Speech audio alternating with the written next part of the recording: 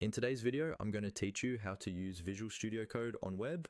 We'll walk through how to get to the web version of VS Code from scratch, using just your browser. This is really handy if you're on a computer where you can't install software, or you just want to quickly open a code editor without going through a full installation. First, open your preferred web browser. This can be Chrome, Edge, Firefox, or anything you normally use to browse the internet. In the address bar at the top, click once to make sure it's active, then type Visual Studio Code and press enter.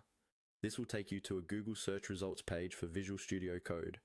On the search results page, look for the official Visual Studio Code website. It should clearly say code.visualstudio.com in the website address. This is the official site where Microsoft hosts Visual Studio Code. Click on that result to open the homepage in a new tab.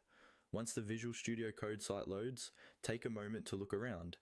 By default, you'll probably see information about downloading VS Code for your operating system, like Windows, macOS, or Linux.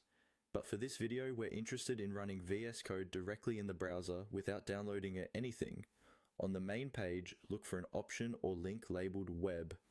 This is usually located near the download button or in the navigation area. It might say something like, try it in your browser, or simply web.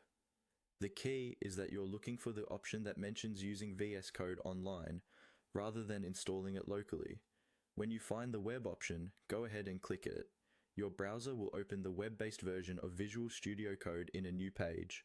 This may take a few moments to load depending on your internet connection, so give it a little time. Once it opens, you'll notice that the interface looks very similar to the desktop version of Visual Studio Code.